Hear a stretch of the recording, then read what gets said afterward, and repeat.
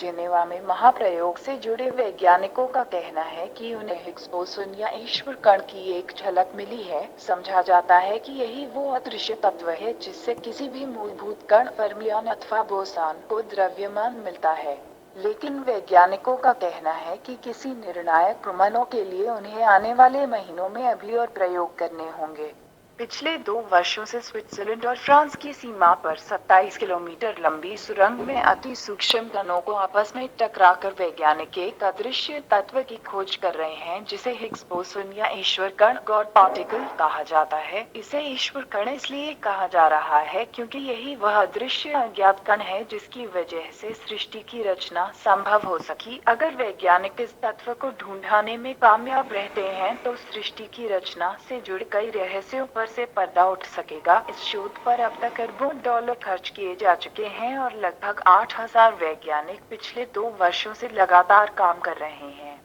कैसे हो रहा है महाप्रयोग? विशाल हेरॉन कोलाइड में, जिसे HCl लार्ज हेड्रॉन कोलाइड कहा जा रहा है, कणों को प्रकाश की गति से टकराया गया है जिससे वैसी स्थिति उत्पन्न हुई जैसी सृष्टि की उत्पत्ति से ठीक पहले बिग बैंग की घटना के समय थी। 27 किलोमीटर लंबी सुरंग में अति आधुनिक उपकरण लगाए गए हैं। महाप्रयोग के लिए प्रोटॉनों को 27 किलोमीटर लंबी गोलाकार सुरंगों में 2 विपरीत दिशाओं से प्रकाश की गति से दौड़ाया गया।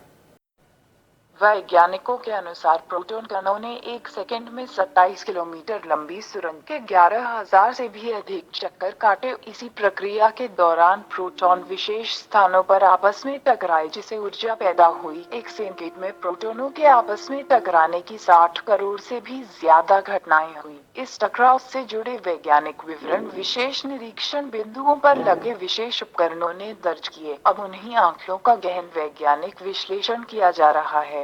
प्रति सेकंड 100 मेगाबाइट से भी ज्यादा आंकड़े एकत्र किए गए हैं। वैज्ञानिक यही देखना चाहते हैं कि जब प्रोटॉन आपस में टकराए तो क्या कोई तीसरा कण मौजूद था जिससे प्रोटॉन और न्यूट्रॉन आपस में जुड़ जाते हैं। परिणाम स्वरूप मास या आयतन की रचना होती है।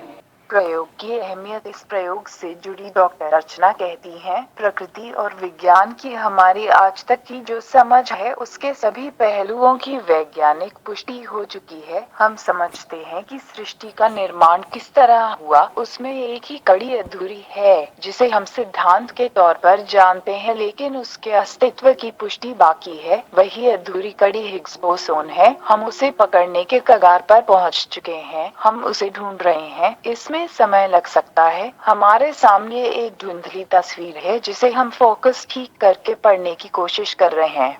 यह इस समय दुनिया का सबसे बड़ा वैज्ञानिक प्रयोग है। डॉक्टर अर्चना कहती हैं, अगर हमें ईश्वर कण मिल गया तो साबित हो जाएगा कि भौतिकी विज्ञान सही दिशा में काम कर रहा है। इसके विपरीत यदि यह साबित हुआ कि ऐसी कोई चीज नहीं है तो काफी कुछ नए सिरे से शुरू करना होगा। विज्ञान की हमारी समझ को बदलना होगा।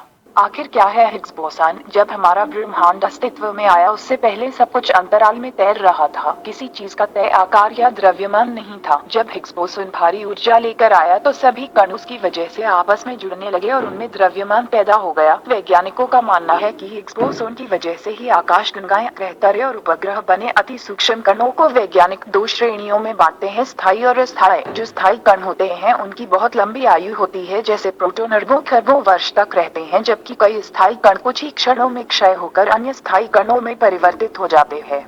हिग्स बोसॉन बहुत ही अस्थिर कण है। वह इतना क्षणभंगुर था कि वह बिग बैंग महाविस्फोट के समय एक पल के लिए आया और सारी चीजों को द्रव्यमान देकर क्षय हो गया। वैज्ञानिक नियंत्रित तरीके से बहुत छोटे पैमाने पर वैसी ही परिस्थितियां पैदा कर रहे हैं जिनमें हिग्स बोसॉन आया था। वैज्ञानिकों का कहना है कि जिस तरह हिग्स बोसॉन का क्षय होने से पहले उसका रूप बदलता है, उस तरह के कुछ अति सूक्ष्म कण देखे गए हैं। इसलिए आशा पैदा हो गई है कि यह प्रयोग सफल होगा।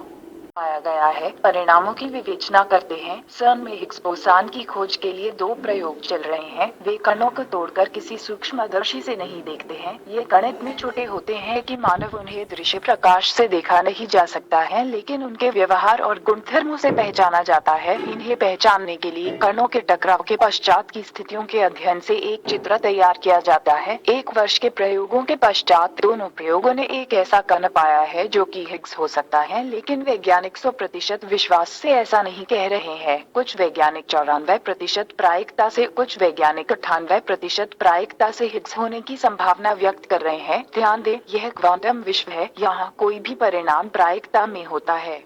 यह परिणाम अच्छे हैं लेकिन पूरी तरह से निश्चिंत होने लायक नहीं है। यह कुछ ऐसा है कि हमारे सामने एक धुंधली तस्वीर है जो हिग्स के जैसे लग रही है, लेकिन वह किसी और की भी हो सकती है।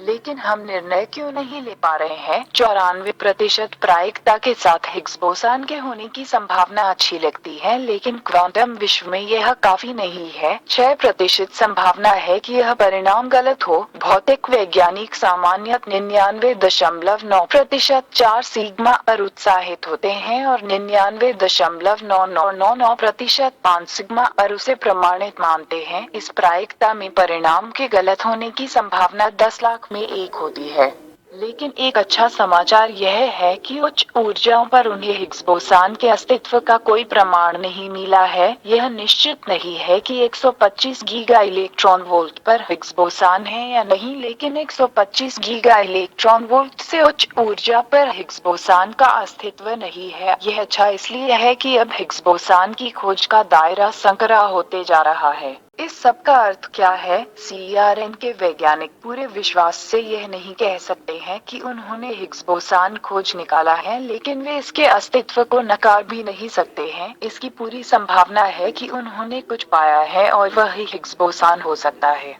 देखने के लिए धन्यवाद। लाइक और शेयर करें, हमारे चैनल को सब्सक्राइब करें।